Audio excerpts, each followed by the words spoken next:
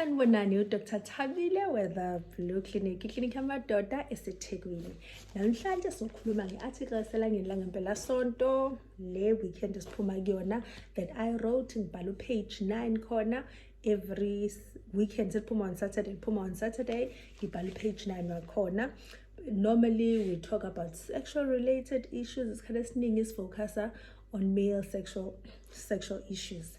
Kuleli sonto ke yini ade sikhuluma ngayo, kade sikhuluma ngokungabi nelukuluku, sexual desire efanayo between ama partners ke. Ngiyatholakala ke naselukhosini FM njalo ngomsombuluko kusuka ngo1 kuya ngolesibili ngomsombuluko njalo ngolesibili kusuka ngo1 kuya ku2 AM. Yes, ukhosini FM mase kuthi ngikhona ku TikTok, the Blue Clinic by Dr. Thabile. That's where I post quite regularly because it's easy. Makuba nento that I think of, makuphi patient makwenzakalani, I can quickly say something khona. So that's why I post more often. Mase kuthi ngikhona futhi ngikhona na ku Facebook, the Blue Clinic by Dr. Thabile. Ngikhona na ku Instagram, sengishintshela the Blue Clinic, but to verify the account I had to change it to Dr. Thabile Zwane. Yeah. Ake sikhulumeke nga this sexual lana ukungabi nelukuluku elifanayo makuzo inkonzo zasekamereni.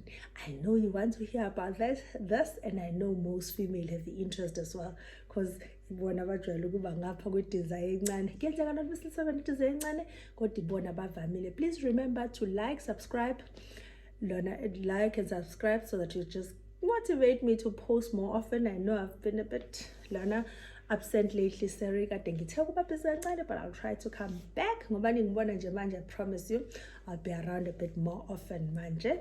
Okay, iyini ke lento ukuthi when one partner efisa ukwenza ucansi kakhulu nomunye inhliziyo ivalekile engalifisa ucansi ngokutheni. Isikhathi esiningi siyazi lento ukuthi kuze kube noyigolisayo, uphathwa ikhanda, fake periods, kube nezinto enjalo. Kuyenzeka ukuthi nalokho ke kwenzeke kube umuntu wesilisa kube uyena ongalifisa ucansi, kube nomuntu wesifazane kube uyena ufisa ucansi kakhulu.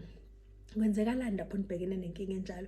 Inkinga ebanga stress esikhulu ku relationship affect relationship kakhulu, but unfortunately people bathanda ukuyibukela phansi ngathi akusiyona inkinga etheni, kanti inkinga enkulu invite nezinye inkinga to relationship.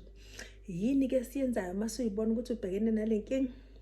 Okokuqala, hlala phansi uzama ukuthola ulwazi ngalesi ngokuthi yindaba unelukuluku elincane, yindaba noma upartner wakhe enelukuluku elikhulu. Isikhathi esivamile ke kuba ukuthi mhlawumbe khona onelukuluku elincane, singenzi ungathi kuba nelukuluku elikhulu khona akwazi ukuthi kusuke kukhona isikhathi kuyenzeka kube nelukuluku elikhulu. Kodwa manje ngibona ukuthi inhliziyo yenu ivaleke zombili, anilifisa ucansi lobili, akusiyona inkinga leyo. Manje ngibona ukuthi ucansi nelifisa kakhulu nobabili, akusiyona inkinga. Inkinga iba khona lapho idingo zenu zingafani ngoba kwenza ukuthi kube nzima ukuthi nikwazi ukufika endaweni la nikwazi ukujabulisana khona nobabili makuze indaba zasekamereni. Yini ke ungayenza mase uyibona ukuthi unale nkinga? Okokuqala, thola ulwazi, funda ngakho, just get information about ukungabi compatible because enye isikhathi mawufunda ngakho ungabona ukuthi mawuqala ukufunda ubona ukuthi ngokuvamile ama couples indlela eclassify as average ukwenza ucansi ukuthi kabili ngesonto. Abantu abaningi benza ucansi kabili ngesonto, okungenza mhlawumbe uyijudge ukuthi okay mhlawumbe wena ufuna ucansi ka4 ngesonto, wena ufuna ucansi ka5 ngesonto, upartner wakhe akusiyena mhlawumbe senkingeni, mhlawumbe yilona omunye ufisa ucansi kakhulu.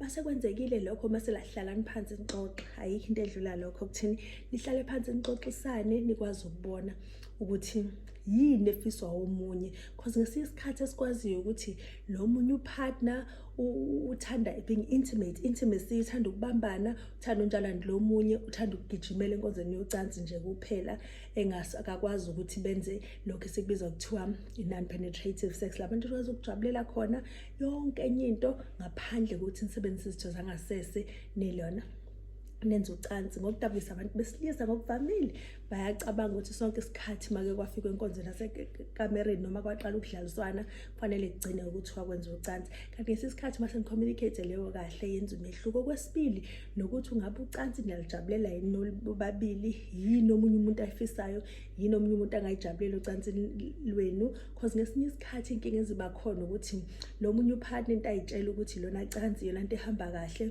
lo munye uneyifisa ezihlukile.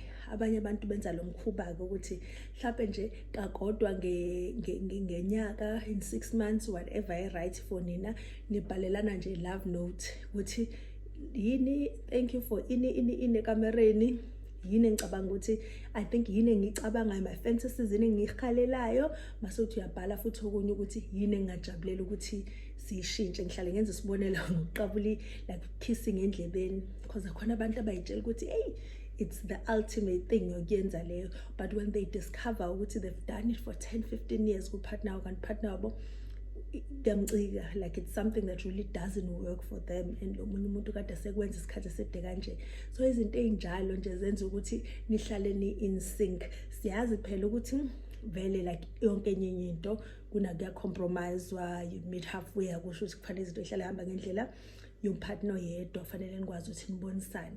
Kodwa ngesikhathi izinto efana nokuqabula indlebe mayengakuthanda omunye umuntu akakuthandi, akekho umuntu akugenayo lo munye ngokuqabula indlebe, kuyinto nje kade eyitshela ukuthi iyasebenza kanti into engasebenzi. Mase ukuthi siyazi ukuthi ngesikhathi ukuhamba kwelukuluku kakhulukazi kwabesilisa nakwabona abesifazane kuyahambisana nezifo ezithile njengoshukela nezinto ezinjalo, yikho lapho uhanjelwa yilukuluku kubalekile ukuthi uhambe uyovakashela udokotela lazofika khona aseswe kahle kubhekwe zonke izifo ungenzeka ukuthi unazo egazini ezingenza ukuthi ube naleyo nkinga, engenza ukuthi nale nkinga obhekene nayo. Kanti mase kwenziwe ke lokho kuningi okuthile okungenziwa ongenzelwa khona ukuthi kuzama ukubuyisa ilwane ilukuluku lakho umfisa ukulibuyisa kuwena lona ophansi. Ngokudabukisayo ke nami sengenze lelo phutha, ngokudabukisayo makunabantu abanelukuluku elingalingani sithanda ukuthi ungathi lona ophansi ungathi uyena onenkinga, ngesikhathi phela inkinga yaba kulona ofisa ucansi kakhulu. So whatever nithi masenihlangene kwaxoxwa nathola usizo proper medical help ngaleyo nto, niyakwazi ukuthi nimithe halfway la nizokwazi ukuthi khona ni strike ibalance ukuze izinto iqhubeke ihambe kahle ekamereni. But njena I think ikusasekuseni manje livukela eli kakhulu nisazolithola lizobe lisekhona ilanga la this weekend. I think khona I went into details ngikhulume like I went into details nje properly ngikhuluma ngendaba yokuba nezinye izinto ongazenza nokuthi yini inhloso yokuthi nenze ucansi. I think ile video kufanele siyenze kusasa yokuthi manenze ucansi yini inhloso like usuke lenziwelani nazo zonke lezi zinto, because sometimes when you break lezo zinto down ubone ukuthi okay khona lokhu lokhu kwazi ukuthola kanjani enye indlela ongakuthola ngakho ngaphandle kokuthi kwenziwe lona penetrative sex, kwenza ukuthi kube kukhanyisa ezinye izinto mase kuze indabeni zasekamereni.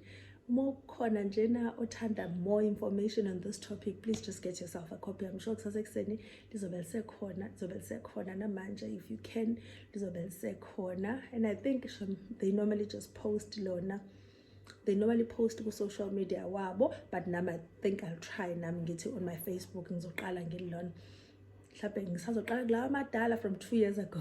I'll start posting onke lana most of the articles that I've written, but amanye sengike ngawapost. I think if you go to my Facebook akhona ama-post athile ngiwafakayo alawo ma-article, more especially if I come across someone obe nenkinga enjalo, maybe someone othe mayilifunda then it touched them agcina ngimbonile. So I normally just post yabona ukuthi just in case there's someone else out there obhekene nenkinga eyodwa, because unfortunately when it comes into indaba zasekamereni we all pretend like things are going well. We just all pretend like things are going well, kanti ngizokubelesela lokho sesikujwayele sonke ukuthi inkinga zasekamereni azisho lutho ngawe, azisho lutho ngopartner wakho, you just going through a struggle njengomuntu naso sonke sinye isifo, niyagula nidinga usizo, and ngokujabulisayo usizo lukhona lingasukuma nilithola.